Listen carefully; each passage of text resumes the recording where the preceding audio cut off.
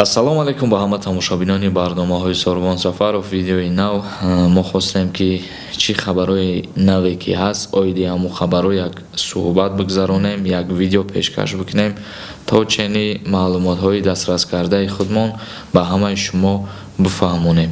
Яъне ки имрӯзҳо чихеле ки моҳи гузашта, яъне ки моҳи март дар ҷумҳурии Тоҷикистон як овозаи беасос дар байни мардум паҳн шудагӣ буд. Овозаи мақсад ки ҳамаи бозорҳо маҳкам мешаванд ё ки дигару дигар чизҳо. Аз ҳамин сабаб шаҳрвандои ҷумҳурии Тоҷикистон рафтанд ба худшон орду равғану дигару дигар чизҳоро захира карданд ва имрӯз ҳамон овоза беасос буд ва имрӯз ба монанди ҳамон овоза боз як дар байни мардум гапае ки мақсад карантин мешавад дар ҷумҳурии Тоҷикистон.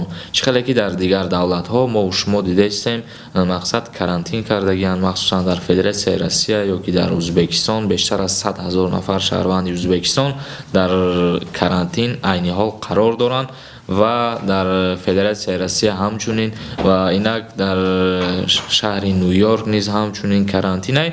Ба монанди карантини ҳаваё дар байни шаҳрвандои ҷумҳурии Тоҷикистон ҳамин хел гапае ки дар ҷумҳурии Тоҷикистон низ карантин мешавад. Бародарои азиз, касе ки ҳамин гапа мега, як савол ба шумо: барои чӣ карантин мекунанд дар ҷумҳурии Тоҷикистон дар ҳолате ки ҳамон беморӣ дар ҷумҳурии Тоҷикистон вуҷуд надорад? Барои чӣ дар ҷумҳурии Тоҷикистон карантин кунанд? Баъд мақсад як чиз дигара қайд карданем, карантин гуфта баъзан бародаро хато ба худшон мефаҳманд ҳаму маълумота. Яъне ки карантин меган, бештари шаҳрвандо фикр мекунанд ки дар тамоми ҷумҳурии Тоҷикистон карантин карда мешавад ва боз қайд кардагиянд дар ҳамунҷа ки бозорҳоро маҳкам мекунанд, мактабҳоро маҳкам мекунанд, донишгоҳҳо умуман полни ҷумҳурии Тоҷикистонда ҳама намуди фаъолиятҳо қатъ мегарда. ҳамин хел чандин нафаро дар шабакаҳои иҷтимоӣ қайд кардагиянд ба худшон ва ба шумо оиди ҳамин гуфтаниём ки ҳамин гап асос надорад, беасосай. Як чиз дигара аз ёдтон набурорем ки вақте ки агар карантин карданӣ шиданд дар ҷумҳурии Тоҷикистон, дар шабакаҳои телевизионӣ, дар радио ва дар дигар аз тарафи ҳукумати давлат ба шаҳрвандон пешкаш мекунанд, хотиррасон мекунанд. Агар ки карантин шиданӣ шид, дар шабакаҳои телевизионӣ, дар ахбору дар дигар чизҳо ба ҳама шаҳрвандо мегӯянд ки мақсад карантин мешавад. Ва ихе шумо агар аз даҳани мардум бифаҳмем, бародаро хоҳиш мекунам ба хеле гапҳои беасос бовар накунед. шукронаи худованд ҳазорон бор ки ҳамин беморӣ дар худмон нест ва иншааллоҳ дуо мекунем ки ҳамин беморӣ навояд дар худмон. ва инак оиди карантин дар ҷумҳурии Тоҷикистон ма чӣ гуфтанем? Карантин нафароеро кардагиянд ки мақсад аз 1 феврал то 3 апрели соли равон 6305 нафар хориҷие ки ба Тоҷикистон ворид шуданд, яъне 6305 нафаре ки аз дигар давлатҳо вориди ҷумҳурии Тоҷикистон гардиданд, ана ҳамон нафароро карантин мекунанд.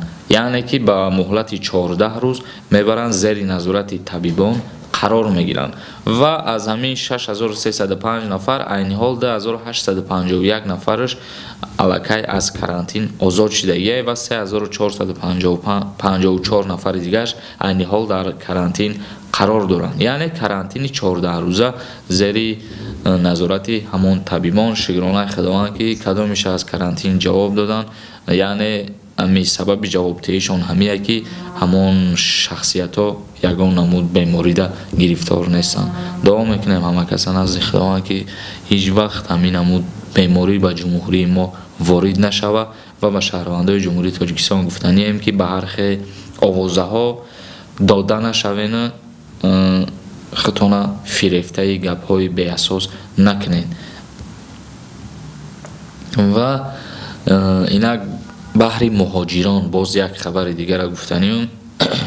муҳоҷирое ки дар Федератсияи Россия қарор доранд, чандин нафарша то ҳадди имкон, то ҳадди тавоноӣ ҷумҳурии Тоҷикистон рейс рӯӣ кард, қабул кард, овардан ва дар карантин ҷошон кардан.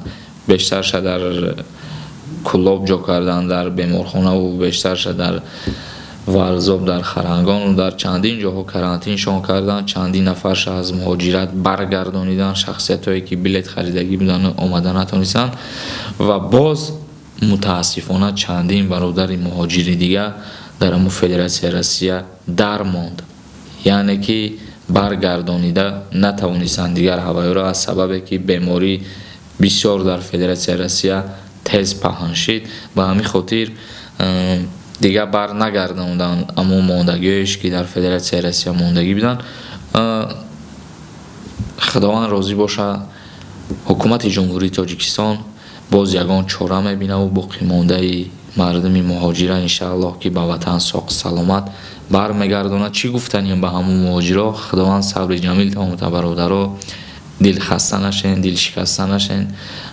дар инҷа падару модари шумо, бародари шумо, хоҳари шумо, апаи шумо, умуман аҳли оилаи шумо дар ҷумҳурии Тоҷикистон зиндагӣ мекунанд. Ба ҳамин хотир хитона эҳтиёт кунен, карантини Федератсияи Россияро риоя кунен. Ва як хушхабар баҳри ҳамаи муҳоҷирои тоҷик.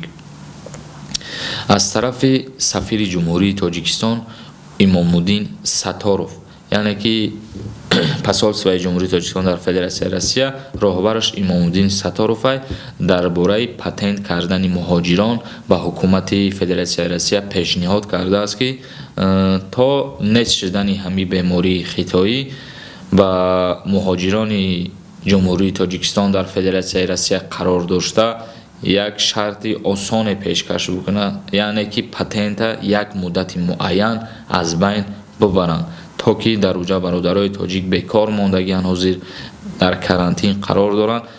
мақсад барои пардохтани пули патент шароит надорад. ба ҳамин хотир сафири ҷумҳурии Тоҷикистон Имомуддин Саторов ба ҳукумати Федератсияи Россия пешниҳод кардааст ки патенти муҳоҷирон як муддати муайян бекор карда шававу пул пардохт накунанд. ва инак тамошобинони азиз, амин буд видеои мо, хабарои мо. видеоморо ҷамъбаст мекунем. видеои саволу ҷавоби моро интизор бошем. ба саволои бештари шумо ҷавоб додагием, иншааллоҳ пешкаштон мекунем. ва ягон саволи дигар боша, саволтона дар поёни ҳамин видео ба мо пешкаш бикунед. як бори дигар ба шумо мерасонем ки ба ҳархе овозаҳо дода нашавен, аз ӯ гапи мардума гӯш кардан, назди худованд дуо кунем ки худованд кишвари моро аз ҳамин гуна бемориҳо нигаҳбон боша. дар паноҳи Аллоҳ бошем бародарои азиз. дар канали ма ҳатман подписатсия кунед.